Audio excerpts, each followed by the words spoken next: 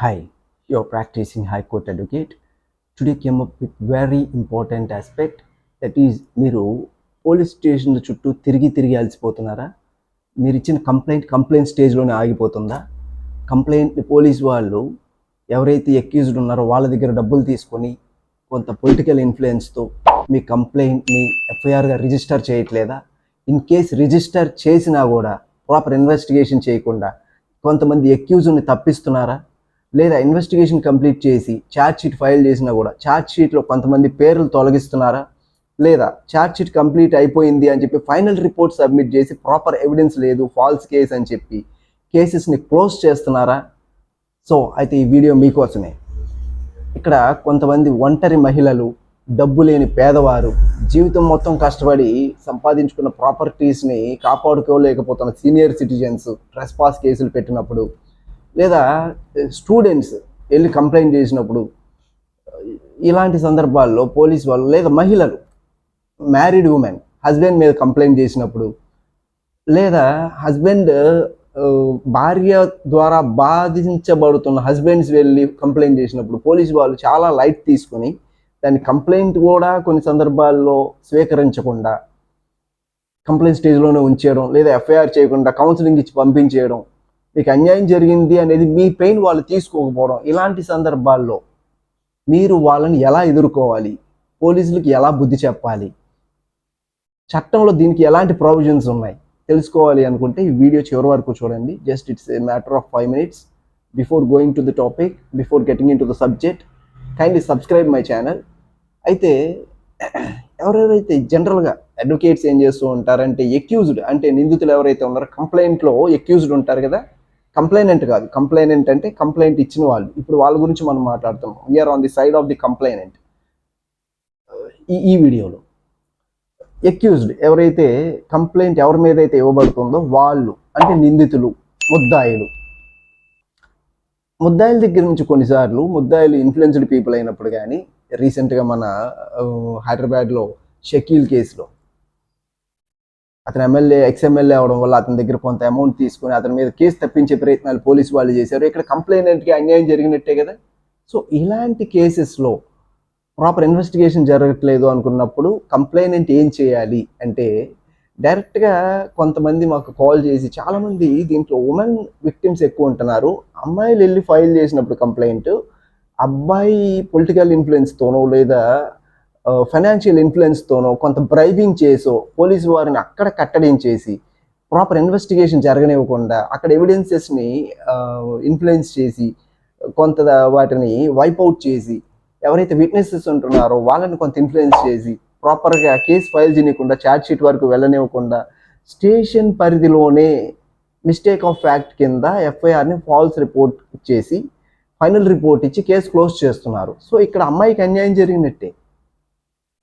అబ్బాయిలు ఎవరైనా whoever, cheating case కావచ్చు, రేప్ కేసు కావచ్చు, ఎలాంటి కేసు అయినా అబ్బాయికి అక్కడ కంప్లైనెంట్ ఎవరైతే ఉన్నారో ఆ కంప్లైనెంట్కి అన్యాయం జరిగినట్టే. సో ఆ కంప్లైనెంట్స్ వాళ్ళ చెప్పులు అరిగే వరకు పోలీస్ స్టేషన్ చుట్టూ తిరిగి చివరికి ఏం చేయాలో తెలియక ఎక్కడో యూట్యూబ్లో వెతుక్కొని మాకు ఫోన్ చేస్తుంటే 100 మంది 1000 మంది నష్టపోతుంటే ఎవరో 10 మంది మాకు ఫోన్లు చేస్తున్నారు, వాళ్ళకి న్యాయం జరుగుతుంది. సో ఈ కాన్సెప్ట్ని మీ ముందుకు తీసుకురావడానికి, ఇలాంటి అన్యాయం జరిగే చాలామంది పబ్లిక్ ఉన్నారని నా దృష్టిలోకి వచ్చింది కాబట్టి, మీ ఫ్రెండ్స్లోను, మీ ఫ్యామిలీస్లోను, మీ చుట్టుపక్కల ఉన్న సొసైటీలో ఉంటారు కాబట్టి దీని మీద ఒక ఇన్ఫర్మేషన్ ఇవ్వాలని చెప్పి వీడియో చేస్తున్నాను. Kindly subscribe my channel and kindly share the video.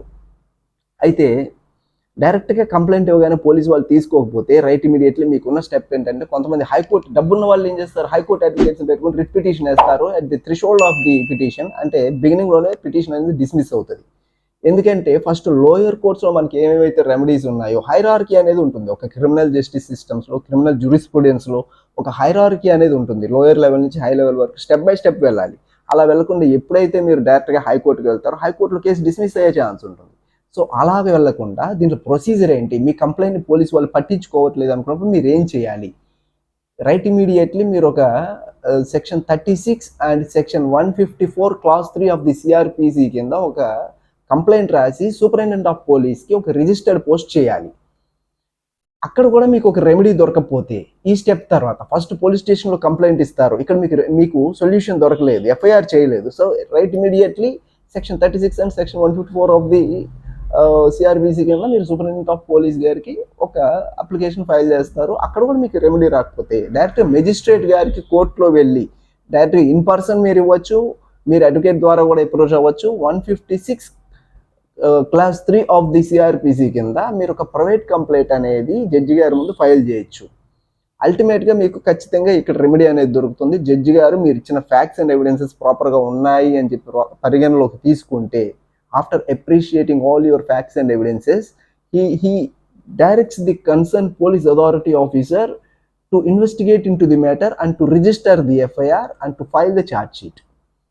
So ఈ స్టెప్ కూడా అయిపోయింది. ఇక్కడ కంప్లైంట్ తీసుకున్నారు, ఎఫ్ఐఆర్ ఫైల్ చేశారు, ప్రాపర్ ఇన్వెస్టిగేట్ చేయట్లేదు. దానికి కూడా 156 clause 3 of the criminal procedure కోడ్లోనే మానిటరింగ్ ది ఇన్వెస్టిగేషన్ అనే ఒక అప్లికేషన్ మీరు జడ్జి గారి ముందు పెడితే, జడ్జి గారు దాన్ని పరిగణలోకి తీసుకొని పోలీస్ వారికి వార్నింగ్ ఇవ్వడం జరుగుతుంది. ఈ ప్రాపర్ కేసులో మీరు ప్రాపర్గా ఇన్వెస్టిగేషన్ చేయట్లేదు, దీంట్లో మీరు పర్సనల్ ఇంట్రెస్ట్ ఉంది, దీంట్లో మీరు ఏదైనా బ్రైక్ తీసుకున్నారా అన్ని క్వశ్చన్ చేసే ఛాన్సెస్ కూడా ఉంటాయి. పోలీసు వాళ్ళకి వెంటనే ఒక జడ్జి గారి నుంచి ఒక డైరెక్షన్ వెళ్ళగానే వాళ్ళు భయపడతారు. ప్రాపర్గా ఇన్వెస్టిగేషన్ జరుగుతుంది, ఎవరైతే కంప్లైంట్ ఉన్నారో వాళ్ళకి న్యాయం జరుగుతుంది.